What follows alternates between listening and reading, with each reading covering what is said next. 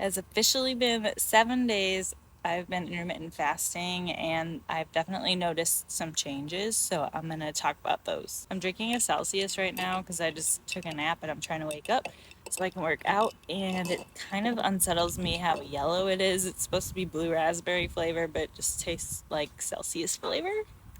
Kind of weird. I know they're not good for you. Moving on. So I talked about this a little bit in my last fasting video, but I've been doing 12-hour fasts this week because I'm in my luteal phase of my cycle. I'm about to start my cycle any day now, and that's going to be cycle day 1. There's a fly.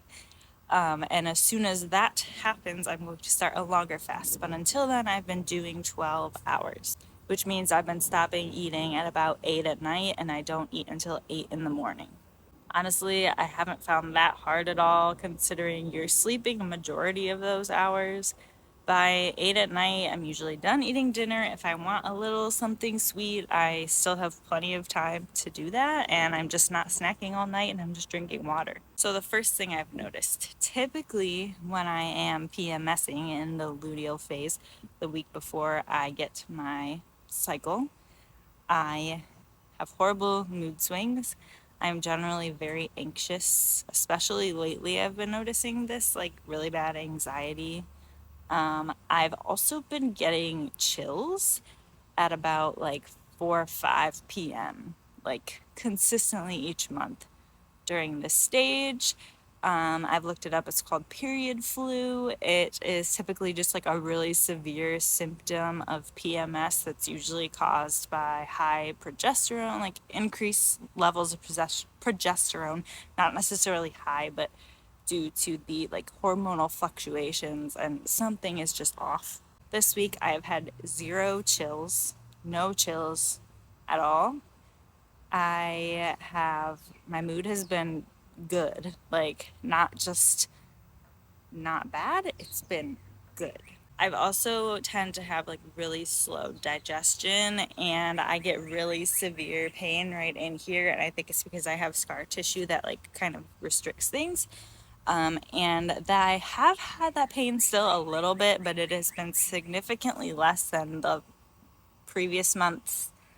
Recently, I've been having to take like a lot of Tylenol, and I've taken it maybe once this week. I've also not gotten hormonal acne that I'm usually getting, and I'm still wanting to eat more in general, but I'm not wanting to eat everything in sight like I usually am during this phase.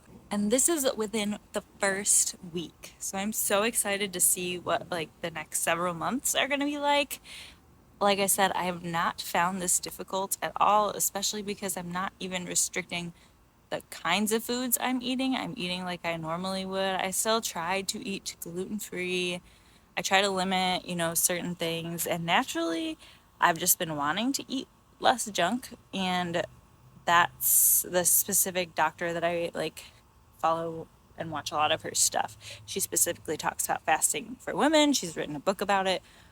She talks about how specifically just start with cutting your time down, and naturally your body is going to want to cut certain foods out and is going to want to stick to healthier foods, higher in protein. It's just that's what it's gonna want. So as soon as day 1 of my cycle starts, I'm going to try to reach 16 hours.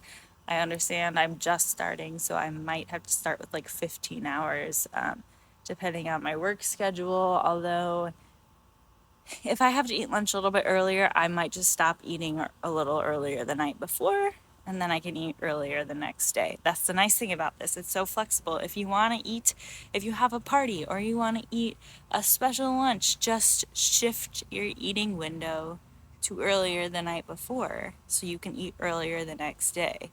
It's not a big deal. You're not restricting yourself from the things you love. Let's say you have a party that night. Okay, then eat later in the day the next day. It's fine. You can do what you need to do, and you're not restricting yourself. You're not missing out on life and social things, which can happen a lot when you're restricting certain kinds of foods. So that's my 1 week update. I can't wait to follow up and post more updates as I go on with this.